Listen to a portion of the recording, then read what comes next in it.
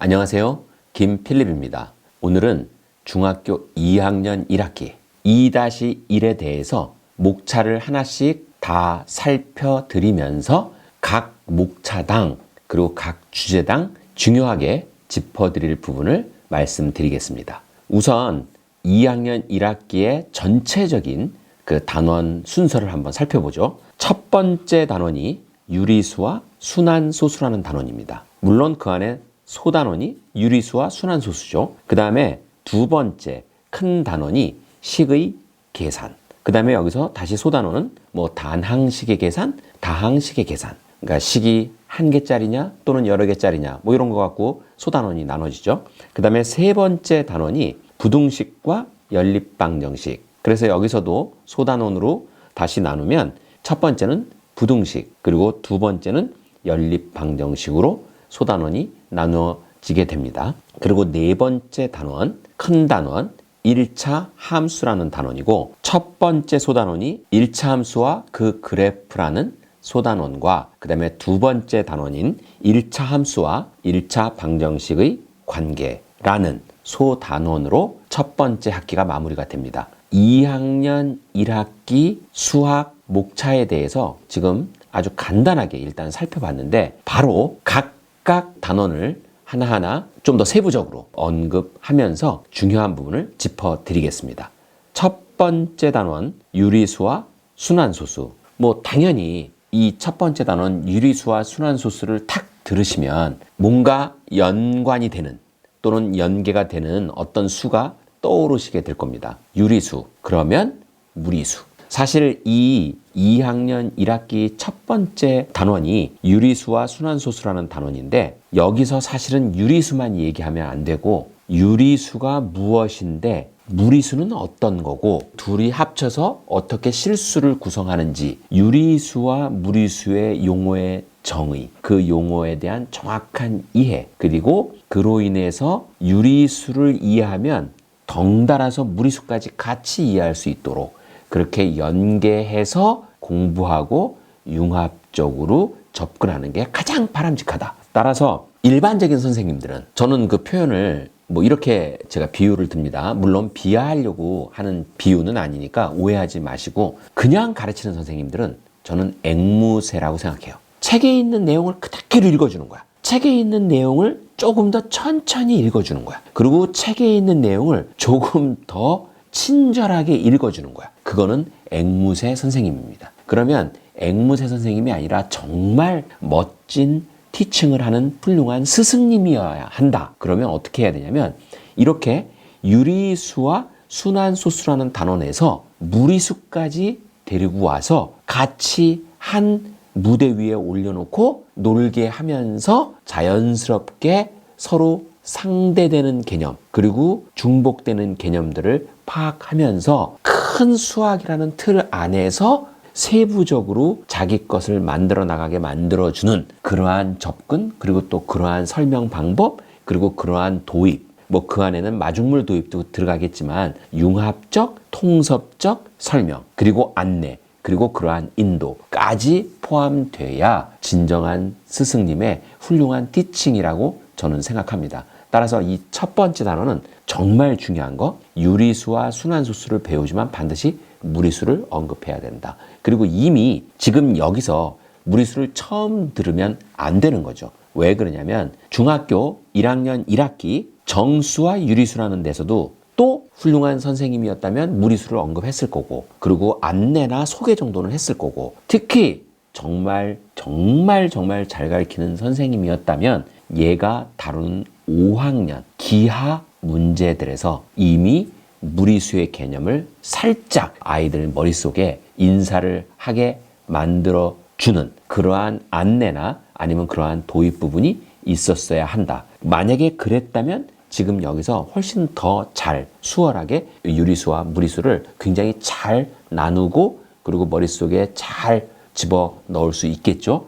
그렇게 만들어 주어야 한다는 걸 다시 강조드리고 싶습니다. 이 첫 번째 단원에서 유리수를 배우지만 무리수도 같이 언급해야 한다는 거. 그리고 얘네들의 각각의 특징을 여기서 잘 아이들 머릿속에 넣어줘야 한다. 그리고 순환소수는 왜 여기서 굳이 순환소수라는 걸 콕 찍어서 유리수와 순환소수로 단원 이름을 만들었는지, 그리고 왜 하필이면 순환소수인지를 또 아주 잘 설명을 해줘야 됩니다. 왜냐하면 순환소수는 유리수죠. 아시다시피. 왜냐하면 세상의 모든 순환소수는 다 분수로 나타낼 수 있기 때문에. 따라서 분수로 나타낼 수 있는 수는 다 유리수 카테고리에 넣을 수 있는 거고, 그러면 우리가 유리수에다 넣을 수 없는 수, 바꿔 말하면 무리수는 순환하지 않는 소수가 되는 거죠. 그래서 순환하지 않는 아주 불규칙적인 그러한 소수를 분수로는 나타낼 수 없으니 우리가 그런 것들을 따로 떼서 무리수라고 명명을 하고, 그리고 그 개념을 중학교 3학년 때 배우게 되는 것입니다. 그래서 여기서 유리수, 무리수, 그리고 그 유리수와 무리수를 가르는 가장 중요한 기준이 순환소수이냐 아니면 순환하지 않는 무한소수이냐, 요게 제일 중요한 포인트여서 여기서 하필이면 소단원에 유리수와 순환소수라고 콕 찍어서 설명을 하게 된다는 거, 그것까지 머릿속에 잘 넣어준다면 이 첫 번째 단원은 아주 훌륭하게 수월히 넘어갈 수 있다고 생각합니다.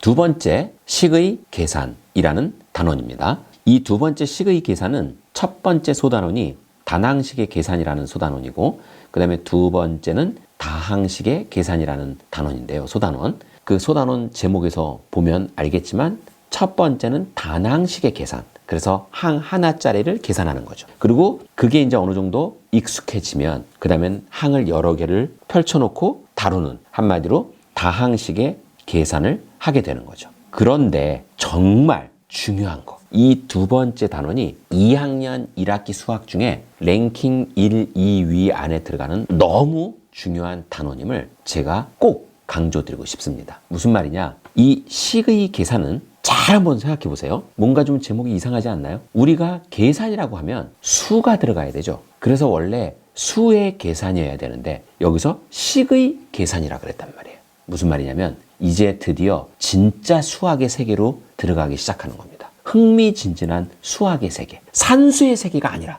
산수의 세계, 연산기계의 세계, 그런 저급한 단순 연산의 세계는 숫자로 하지만 진짜 수학의 세계는 문자로 식을 다루고 문자를 자유자재로 구사하는 그러한 수학의 세계로 들어가게 하는 그 가장 중요한 메인 대문이 되는 겁니다. 따라서 이 두 번째 식의 계산을 우리 아이들이 잘 다루고 그리고 잘 해내지 못한다면 앞으로 이어지는 중등 3학년 수학, 그 다음에 고등 수학은 아주 굉장히 큰 난관에 부딪히게 됩니다. 왜냐하면 숫자 계산이 아니라 다 문자 계산이거든. 그리고 문자로 식을 만들고 해쳤다가 모으고 쪼개했다가 다시 모으고 분해했다가 모으고 어마어마하게 많은 숫자들이 아닌 숫자가 포함된 그러한 문자의 세계를 본격적으로 탐험하고 그리고 그 길을 걸어가는 데 있어서 너무 중요한 단원입니다. 따라서 이 두 번째 단원은 정말 큰 마음 먹고 내가 이 두 번째 단원은 정말 잘 해내야 되겠다, 이런 생각을 꼭 단단한 각오를 갖고 도전하면 너무 좋을 것 같습니다. 그리고 옆에서 지켜보시는 부모님들께서도 이 두 번째 단원은 정말 잘 해낼 수 있기를 응원을 많이 해주셔야 돼요. 왜 그러냐면 숫자만 주로 다루던 초등의 산수의 세계에서 이제 본격적으로 문자를 많이 다루게 되는 중학수학, 그리고 나중에는 거의 문자로 이루어진 식을 다루게 되는 정말 완전한 문자의 세계인 고등수학에 가는 커다란 관문인 여기서 아이들이 멈칫하거나 주저하거나 돌부리에 걸려서 넘어지지 않도록 옆에서 지켜보는 학부모님들께서도 굉장히 응원을 많이 해주셔라. 그래서 우리 아이가 숫자만 편안하게 생각하지 않고 문자도 아주 쉽고 편안하고 재밌게 숫자처럼 다룰 수 있도록 격려해주고 칭찬해 주셔야 됩니다. 이 두 번째 단원은 사실은 이제 흥미진진하게 중학교 3학년 인수분해로 이어집니다. 왜냐하면 인수분해는 결국은 식을 가지고 노는 거거든요. 제가 영상에서 아마 말씀을 드렸던 걸로 아는데 중학교 3학년 때 나오는 이 인수분해는 식의 구구단이라고 제가 얘기했어요.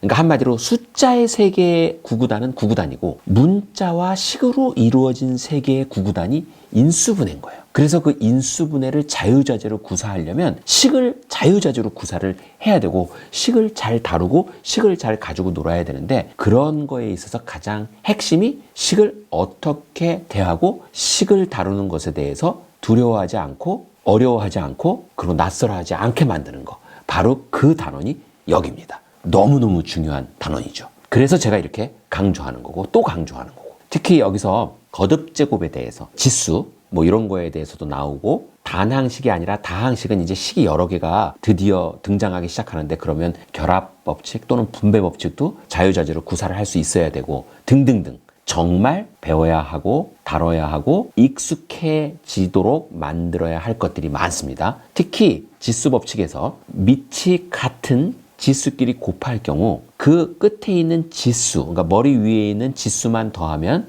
답이 나오고 그 다음에 나눌 때는 뭐 빼고 뭐 이런 식으로 그냥 외우게 하잖아요. 절대 그러면 안 됩니다. 지수법칙에서 왜 밑이 같을 경우 더하면 그냥 되는지 또는 빼면 왜 나누는 거랑 똑같은 결과를 갖는지에 대해서 반드시 원리를 설명해 줘야 돼요. 그 다음에 그 공식을 아이들이 자연스럽게 받아들일 수 있도록 해줘야 되는데 이걸 그렇게 안 하고 지수법칙을 그냥 통째로 야 그냥 이거 지수끼리 더해. 그리고 답 쓰면 돼. 빼면 돼. 나누는 거? 그럼 빼면 돼. 이렇게 했다가는 나중에 아이들이 보다 복잡한 지수를 많이 다루는 문제들에서 굉장히 많이 헷갈려하고 힘들어합니다. 특히 응용을 다루는 데서는 원리를 정확히 파악해야 그게 잘 구사가 되니까 꼭 단순히 공식을 지수 법칙을 그냥 외우게 하지 말고 왜 그렇게 되는지를 꼭 보여줘라.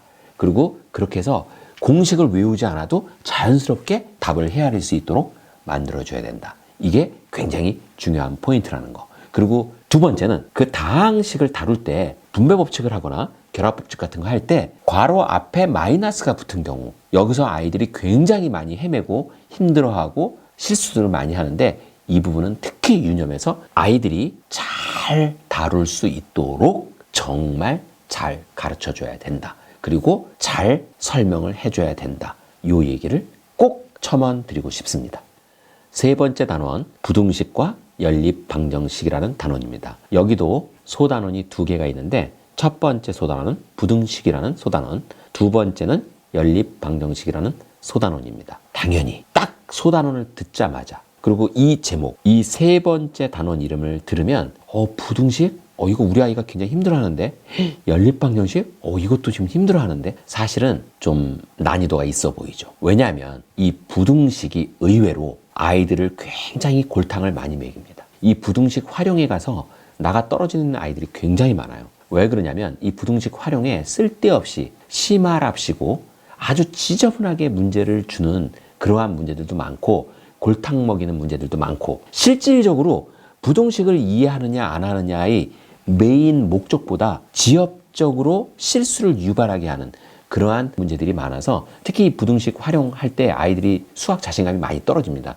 그런데 사실은 이 부등식에서 정말 필요한 문제 그리고 아이한테 정말 도움이 될 만한 문제만 잘 엄선해서 풀게 한다면 여기서 급격히 자신감이 떨어지거나 아니면 수학에 등을 돌리게 되는 그러한 어떤 잘못된 전철은 밟지 않을 수 있다. 그러니 특히 이 세 번째 단원 부등식 그리고 연립방정식 이렇게 소단원 두 개의 전체 세 번째 단원은 문제를 굉장히 엄선해서 풀려야 된다. 그리고 두 번째 단원이 연립방정식이라는 단원인데 너무너무 유명한 문제 아시죠? 동물 우리 안에 돼지하고 닭이 있는데 다리만 셌더니 몇 개고 그리고 돼지하고 닭하고 마리수를 합쳤더니 몇 마리인데 그러면 돼지는 몇 마리고 닭은 몇 마리냐 이런 거. 또 그 이외에 굉장히 많은 연립방정식 문제들이 있어요. 그런데 이 연립방정식은 식만 잘 세우면 너무 스르륵 잘 풀려. 생각보다 쉬운데 아이들이 이 문제를 읽고 식을 세우는 과정에서 힘든 상황이 아님에도 불구하고 식 세우는 걸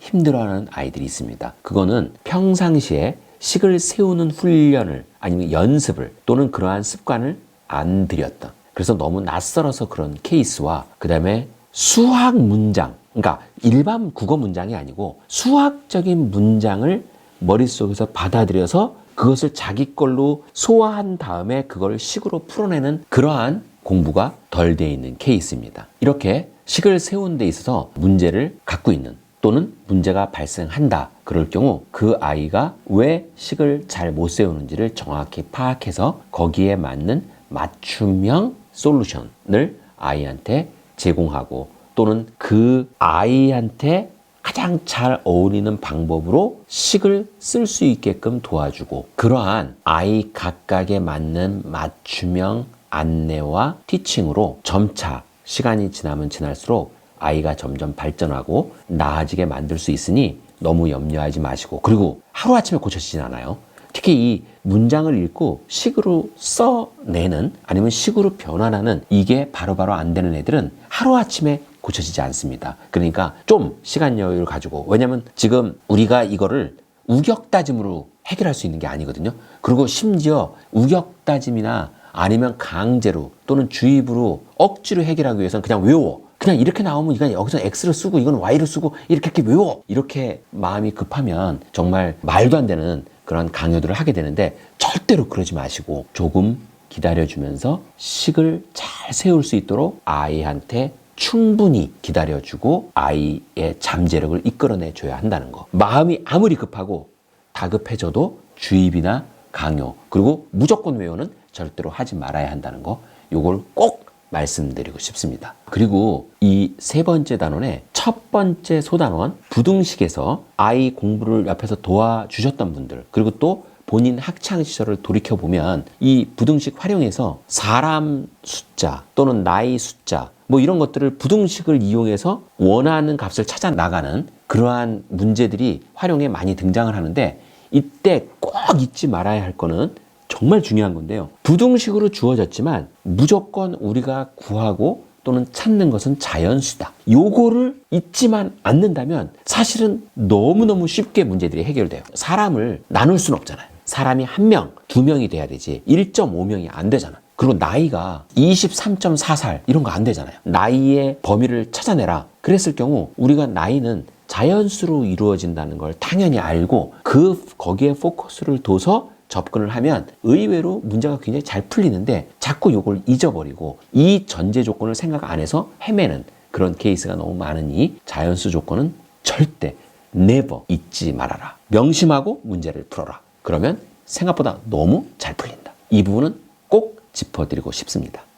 네 번째 단원 1차 함수라는 단원입니다. 대단한 단원이 등장했죠. 사실은 2학년 1학기, 중학교 2학년 1학기 수학의 최고봉 가장 중요한 랭킹 1위, 2위 안에 얘가 랭킹 1위라고 보시면 됩니다. 중학교 2학년 1학기 수학 전체에서 이 네 번째 단원이 가장 중요한 단원이다. 그건 왜냐면 제가 누누이 이 전 영상에서 강조를 했지만 함수가 중고등 수학을 아우르는 가장 메인 스트림이라는 거. 그래서 그 함수를 이제 본격적으로 다루기 시작하는 게 이 1차 함수부터라는 거. 물론 요 전에 1학년 때 비례 함수와 반비례 함수가 잠깐 등장하지만 그거는 정말 본격적인 함수는 아니고 그리고 메인 스트림에 들어가는 함수는 아니고 분수, 유리함수 쪽이니까. 근데 이 1차 함수는 정말 함수 오브 더 함수. 함수 중에 가장 중요한 정말 기본 1차 함수. 여기서 이제 2차,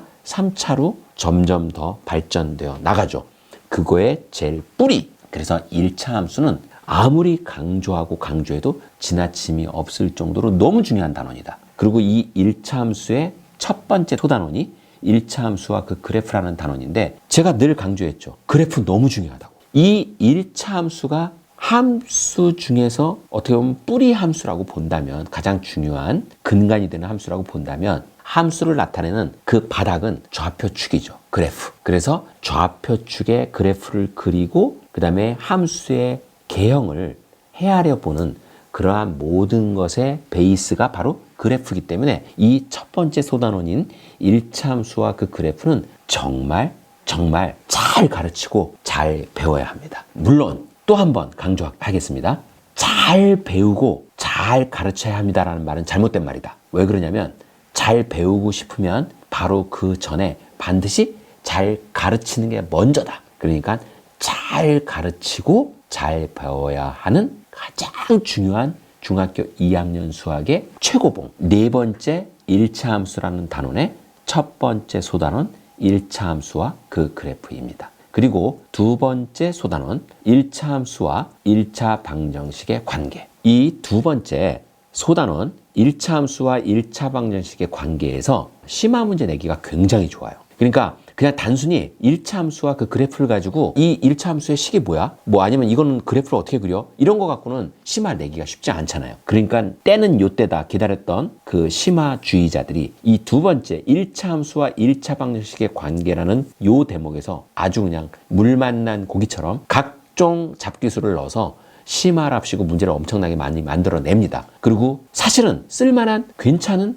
멋진 심화 문제들도 있어요. 개 중에. 그러나 많지는 않죠. 여기서 그런 잘못된, 그러니까 한마디로 지엽적이고 골탕을 먹이는 그러한 심화 문제에 잘못 걸려드는 순간 어떤 문제가 발생하냐면 빈대 잡으려다가 초가 삼간을 태우는 일이 벌어져요. 첫 번째 소단원인 1차 함수와 그 그래프를 잘 배워서 1차 함수가 좀 자신감이 막 생긴 상황에서 아니 1차 함수와 1차 방정식이 왜 관계를 맺지? 아니 나는 별로 얘네들이 알고 싶지도 않은데 왜 이걸 가지고 문제를 이렇게 나를 골탕을 먹이지? 이러면서 오만정이 떨어질 수가 있어. 그래서 오히려 1차 함수를 잘 받아들인 애들도 이 두 번째 단원, 소단원에서 막 파고들기 시작하면 첫 번째 소단원인 1차 함수와 그래프까지도 막 머릿속에서 다 혼란이 오는 그런 큰 우를 범하게 됩니다. 절대 그러면 안 됩니다.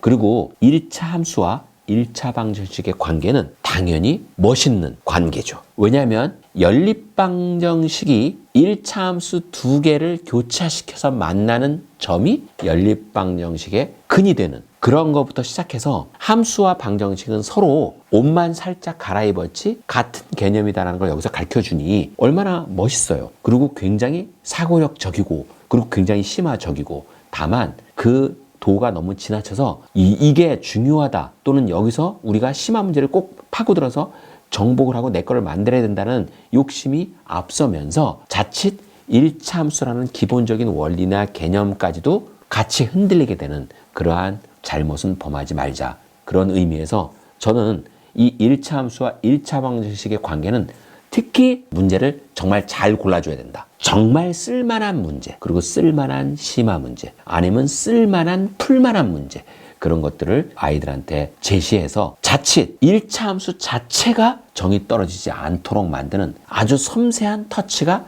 특히 필요한 단원이다. 그리고 두 번째요. 1차 함수와 1차 방정식의 관계를 자꾸 일반적인 출판사에서 나온 책들 그리고 참고서 문제집들에서는 그냥 y를 우변에서 좌변으로 옮긴다든지 아니면 좌변에서 우변으로 옮겨서 다 넘겨버리고 equal 제로로 만든 다음에 그렇게 제로로 만들면 이거는 방정식이고 그 다음에 여기서 y라는 변수를 포함하고 있는 걸 놔두고 나머지 다 넘긴 다음에 그 y 앞에 붙어있는 계수로 전체식을 나눠서 y는으로 표시하면 1차 함수다. 그래서 결국은 얘네들이 똑같다. 뭐 이렇게 안내를 하고 또 앵무새처럼 다 그렇게 표현이 돼 있는데 저는 그건 굉장히 잘못됐다고 생각합니다.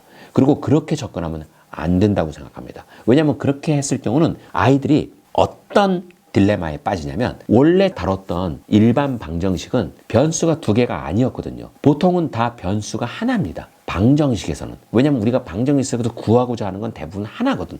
물론 연립방정식은 두 개지만 일반 방정식은 네모가 하나가 들어갑니다. 근데 네모가 하나가 들어가는 일반 방정식을 함수를 표현하려고 하면 y를 담당할 아이가 없어요. 그래서 1차 방정식이 무조건 1차 함수하고 똑같다. 이항만 시키고 y만 놔두고 하면 함수가 되고 y까지 저쪽으로 다 옮겨서 이퀄 제로로 하면 이게 방정식이 된다. 이렇게 얘기하면 안 되고 왜 변수가 두 개가 되는지 그리고 변수가 두 개가 됐을 때 이게 왜 함수가 되는 것이고 그리고 변수가 한 개인 이 방정식은 왜 여기서는 언급이 안 되는지 이런 거에 대해서 보다 더 근본적으로 수학적으로 파고드는 아주 예리하고 섬세한 설명이 반드시 추가돼야 된다. 그냥 책에 있는 거 앵무새처럼 그냥 읽어주고 그냥 써주고 이거는 안 된다. 이 부분을 특히 유념해서 이 마지막 네 번째 단원 1차 함수를 잘 격파한다면 우리 아이의 고등수학의